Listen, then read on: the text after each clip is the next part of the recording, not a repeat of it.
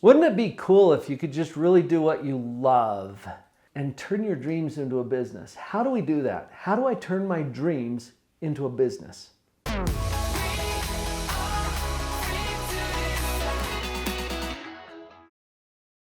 I've heard it, you've heard it, we've all heard it before. Follow your passion.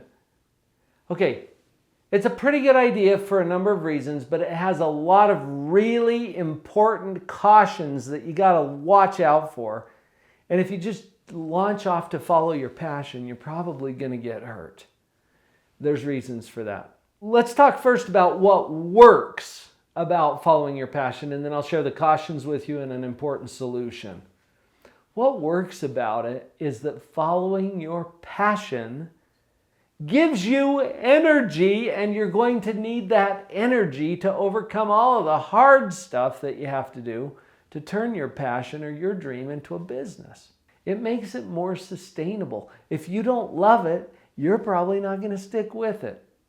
And that's just the hard reality. So that's what's working about this phrase, follow your passion. I've also learned from a lot of experience in working in psychology that usually, not always, but usually what we're passionate about and what we have dreams and we feel called to do, we also have some exceptional skill in that area. And if you don't have both the passion and the skill, it's probably not something you want to pursue very far.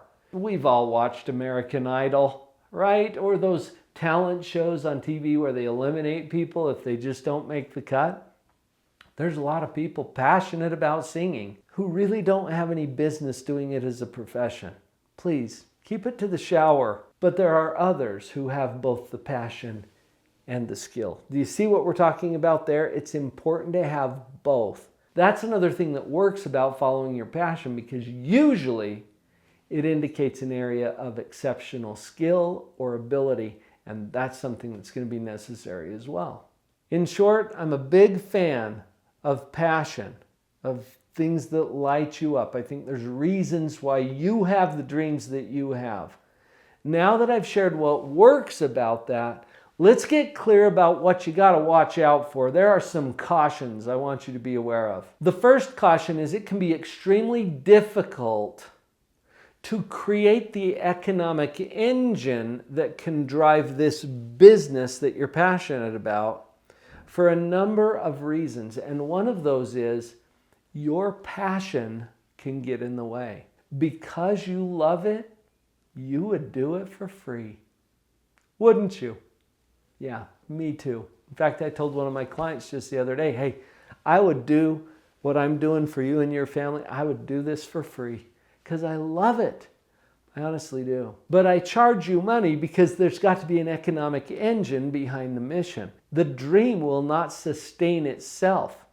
It has to be driven by some kind of an economic engine that will make it work. And that's one of the things that's difficult about doing what you love as a business. So watch out for it. There's a solution too, and I'll share that with you in just a minute. Let's talk about another caution.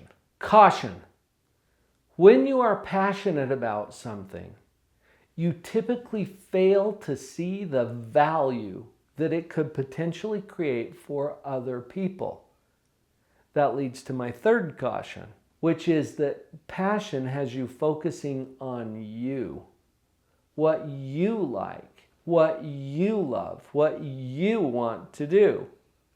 And between those two elements, we got to watch out. I think the reason why we fail to see the value that it could create for other people is because it comes so naturally to us. If you really meet both criteria, that you're not only passionate about it, but it indicates an area of strength or expertise for you, then you probably don't fully appreciate what this does for other people. When I was shifting over to positive psychology, one of my coaches invited me to a group mastermind where we were all trying to figure out, how am I going to turn my passion into a business? I was showing up doing what I do. I do it naturally. I can't turn it off. I am all about saving and enriching key relationships and upgrading people's lives and increasing positivity throughout the world. And I was doing it in this mastermind. When it came around to me and all the focus was on me and trying to identify how am I going to make a business out of what I love doing, my coach asked everybody else in the room, how many of you in this room would pay Dr. Paul to do what he does for you? And almost every hand in that room went up.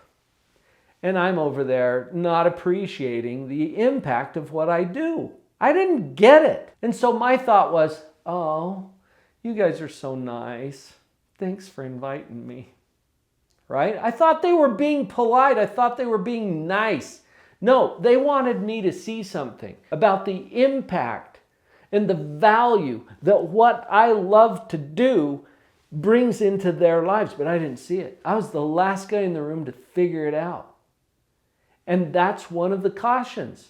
Because what you love that you're really good at comes so naturally to you, you're going to fail to see the impact that it has on other people. I know, because I've been there.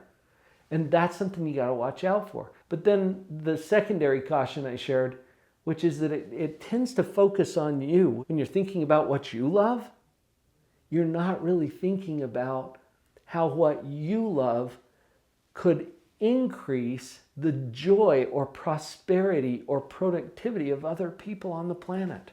And that's where we come into the solution. This is what you've been waiting for, the solution to this. Yes, identify what you're passionate about, what lights you up, what you would do for free forever, because that's important. And then stop thinking about you. Get your focus shifted over to how whatever it is you love enhances the lives of other people. What value does it create for them? What problem does it solve? What pain does it eliminate? Because there's only one legitimate reason to start a business on this planet, and it is to serve other people. If it serves you, it's not a business unless it can also serve other people. The sweet spot is to do what you love for those who love what you do. And don't leave the second part of that equation out. Otherwise, you cannot turn this into a business. I've tried. It doesn't work.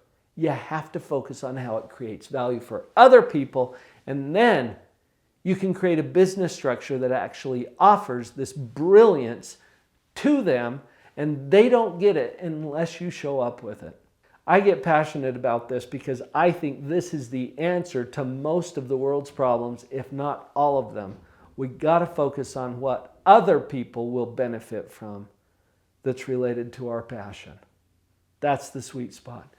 Do what you love for those who love what you do. You've got this, and you've got something really important to offer. And if you could use a little coaching, get some. I've hired a lot of coaches in my day, and I would love to be on your team. If that's something that I could help you with, start with a discovery call with one of our certified coaches, drpauljenkins.com/breakthrough call, and you'll get right onto our calendar. Her head was down, face locked onto the phone.